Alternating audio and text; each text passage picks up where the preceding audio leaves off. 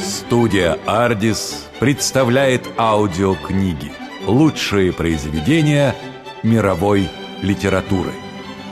Подробную информацию об аудиокнигах студии «Ардис» смотрите в интернете на сайте www.ardisbook.ru.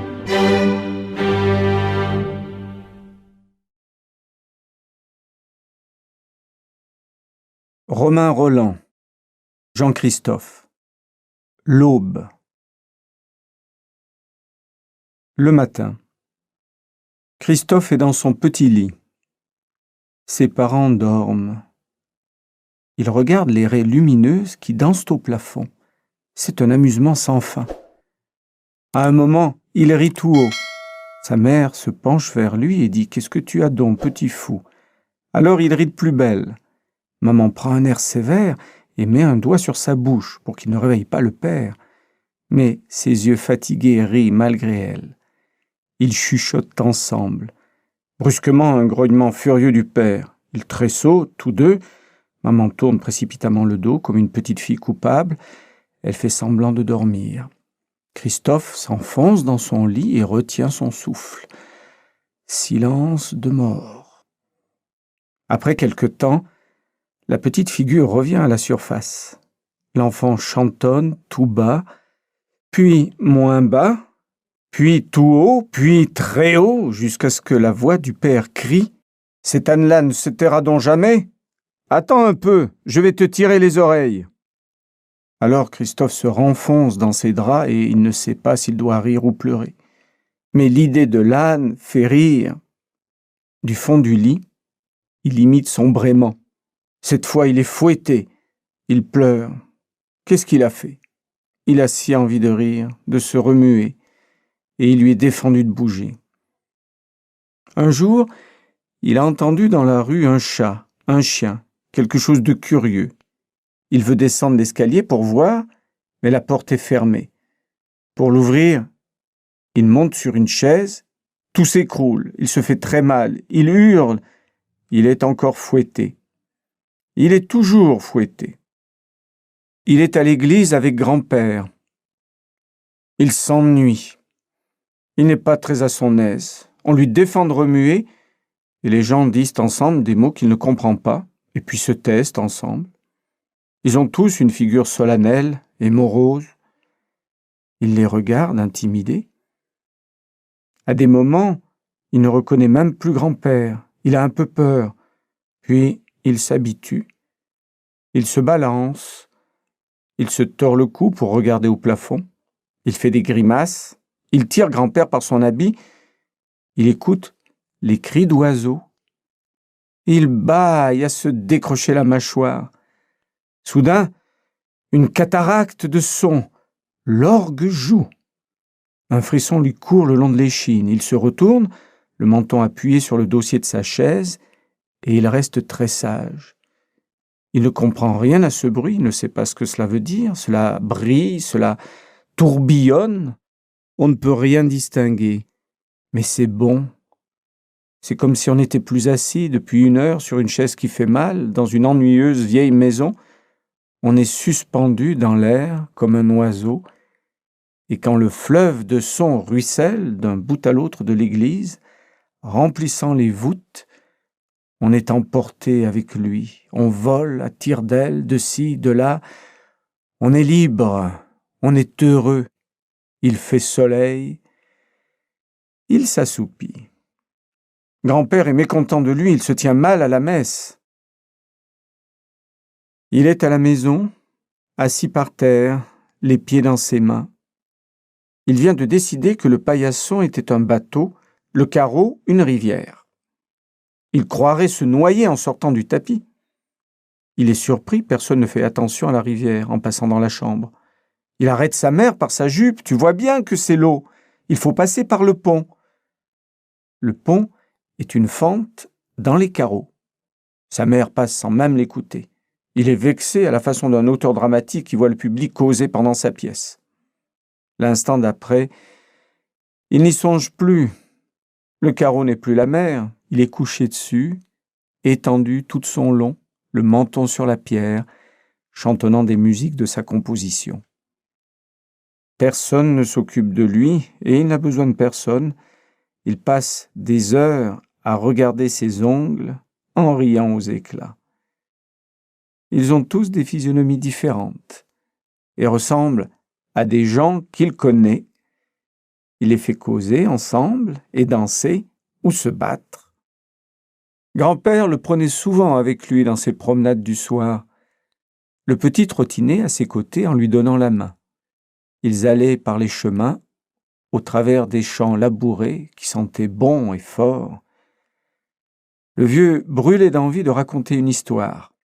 Il parlait de Régulus, d'Arminius et de Coerner. Sa figure rayonnait. Il disait des mots historiques d'un ton si solennel qu'il devenait impossible de les comprendre. Il s'arrêtait, feignait de s'étrangler, se mouchait bruyamment et son cœur jubilait quand le petit demandait d'une voix étranglée d'impatience « Et puis, grand-père ?» Christophe était tout livré au pouvoir du conteur. Son sang battait plus fort au passage dramatique. Il ne savait pas trop de qui il s'agissait, ni où ni quand ses exploits se passaient, si grand-père connaissait Arminius, et si Régulus n'était pas, Dieu sait pourquoi, quelqu'un qu'il avait vu à l'église dimanche passé. Mais son cœur et celui du vieux dilataient d'orgueil au récit des actes héroïques, comme si c'était eux-mêmes qui les avaient accomplis, car le vieux et l'enfant étaient aussi enfants l'un que l'autre. Quand il faisait très chaud, le vieux s'asseyait sous un arbre. Alors Christophe s'asseyait près de lui, sur un talus de pierre, sur une borne ou sur quelque haut siège bizarre et incommode. Et il balançait ses petites jambes en chantonnant et en rêvassant. Ou bien il se couchait sur le dos et regardait courir les nuages. Ils avaient l'air de bœufs, de géants, de chapeaux de vieilles dames, d'immenses paysages. Il causait tout bas avec eux. Il s'intéressait aux petits nuages que le gros allait dévorer. Il avait peur de ceux qui étaient très noirs, presque bleus, ou qui couraient très vite. C'étaient de terribles êtres. Heureusement, ils passaient. L'enfant finissait par avoir le vertige de les regarder. Ses paupières clignotaient. Le sommeil le gagnait. Silence. Les feuilles doucement frémissent et tremblent au soleil. Une vapeur légère passe dans l'air. Les mouches se balancent en ronflant comme un orgue. Tout se tait. Au loin, dans la plaine, une voix de paysan interpelle ses bœufs. Le sabot d'un cheval sonne sur la route blanche. Les yeux de Christophe se ferment. Près de lui, une fourmi chemine sur une branche morte en travers d'un sillon. Il perd conscience. Des siècles ont passé. Il se réveille. La fourmi n'a pas encore fini de traverser la brindille. Parfois, on rencontrait sur la grande route un paysan dans sa carriole. Il connaissait grand-père, on montait auprès de lui. C'était le paradis sur terre. Le cheval filait vite et Christophe riait de joie. Son cœur était inondé d'orgueil. Grand-père et l'homme causaient sans s'occuper de lui, blottis entre leurs genoux, écrasés par leurs cuisses, à peine assis et souvent pas assis du tout. Il était parfaitement heureux. Il causait tout haut sans s'inquiéter des réponses. Il regardait remuer les oreilles du cheval. Quelles bêtes étranges que ces oreilles! Elles allaient de tous côtés, à droite, à gauche. Elles pointaient en avant, elles retombaient de côté, elles se retournaient en arrière, d'une façon si burlesque qu'il riait aux éclats. Il pinçait son grand-père pour les lui faire remarquer, mais grand-père ne s'y intéressait pas. Il repoussait Christophe en lui disant de le laisser tranquille. Christophe réfléchissait. Il pensait que quand on est grand, on ne s'étonne plus de rien, on est fort, on connaît tout. Et il tâchait d'être grand, lui aussi, de cacher sa curiosité, de paraître indifférent. Il se taisait. Les grelots du cheval dansaient, ding, ding, dong, ding. Des musiques s'éveillaient dans l'air. Christophe les trouvait superbes. il y en eut une qui lui parut si belle qu'il voulut attirer l'attention de grand-père. Il la chanta plus fort. On n'y prit pas garde. Il la recommença sur un ton au-dessus. Puis, encore une fois, à tue-tête, tant que le vieux Jean-Michel lui dit avec irritation « Mais à la fin, tais-toi, tu es assommant avec ton bruit de trompette. » Cela lui coupa la respiration. Il rougit jusqu'au nez et se tut, mortifié. Il écrasait de son mépris les deux lourds imbéciles qui ne comprenaient pas ce que son chant avait de sublime, un chant qui ouvrait le ciel. La voiture s'arrêtait. Le paysan disait « Vous voilà arrivé ». Grand-père descendait d'abord. Le paysan lui tendait le petit garçon. Un coup de fouet au cheval, la voiture s'éloignait. Et dès le seuil, souriait le cher visage de maman. Maintenant, c'est le soir dans la maison. Le feu flambe. Christophe est dans son lit tiède. La bonne fatigue l'écrase. Le bourdonnement des voix dans la chambre et des images de la journée se mêlent dans son cerveau. Le père prend son violon, les sons aigus et doux se plaignent dans la nuit. Mais le suprême bonheur est lorsque maman vient, qu'elle prend la main de Christophe assoupi et que, penchée sur lui, à sa demande, elle chante à mi-voix une vieille chanson dont les mots ne veulent rien dire. Le père trouve cette musique stupide, mais Christophe ne s'en lasse pas. Il retient son souffle, il a envie de rire et de pleurer, son cœur est ivre, il ne sait pas où il est. Il déborde de tendresse. Il passe ses petits bras autour du cou de sa mère et l'embrasse de toutes ses forces. Elle lui dit, en riant, « Tu veux donc m'étrangler ?» Il la serre plus fort. Comme il l'aime tout, toutes les personnes, toutes les choses. Tout est bon, tout est beau. Il s'endort. Les récits de grand-père, les figures héroïques flottent dans la nuit heureuse. Être un héros comme eux, oui, il le sera. Il l'est. Ah, que c'est bon de vivre! Les Kraft étaient originaires d'Anvers. Le vieux Jean-Michel était venu s'établir il y avait presque un demi-siècle dans la petite ville princière sur le Water-Rhein. Excellent musicien, il s'était fait promptement apprécier dans un pays où tous sont musiciens. Sous sa direction, l'orchestre de la cour acquit une petite célébrité dans le pays, où Jean-Michel était devenu légendaire par sa stature athlétique et par ses accès de colère. Il lui était arrivé, en plein concert devant le prince, de jeter son bâton avec rage et de trépigner comme un possédé en apostrophant un de ses musiciens d'une voix furieuse. Le prince s'en amusait, mais les artistes lui gardaient rancune. Cette extrême irritabilité, augmentant avec l'âge, finit par rendre sa position difficile. Il le sentit lui-même, et un jour, il offrit sa démission. Il espérait qu'après ses services, on le supplierait de rester. Il n'en fut rien. Il partit, navré, accusant l'ingratitude des hommes. Depuis ce temps, il ne savait comment remplir ses journées. Il continuait de travailler, de courir par la ville, du matin au soir, donnant des leçons, discutant, se mêlant de tout. Il cherchait tous les moyens de s'occuper. Il se mit à réparer les instruments de musique. Il composait aussi. Il avait écrit jadis une Missa Solemnis, dont il parlait souvent, et qui était la gloire de la famille. Il tâchait de se persuader que c'était une œuvre de génie. Mais il savait très bien dans quel néant de pensée il l'avait écrite, et il n'osait plus revoir le manuscrit parce qu'à chaque fois il reconnaissait dans les phrases qu'il croyait siennes des lambeaux d'autres auteurs. Ce lui était une grande tristesse. Il lui venait parfois des idées qu'il trouvait admirables. Il courait à sa table avec un frémissement. Tenait-il enfin l'inspiration cette fois?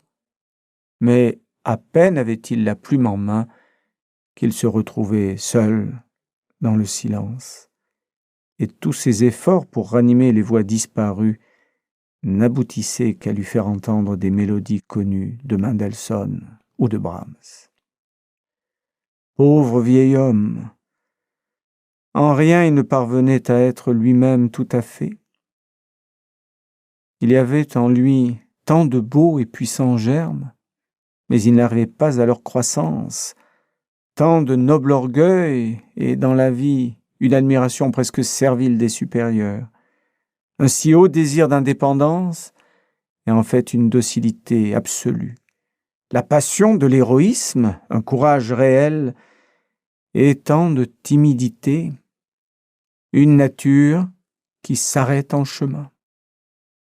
Jean-Michel avait reporté ses ambitions sur son fils, et Melchior promit d'abord de les réaliser.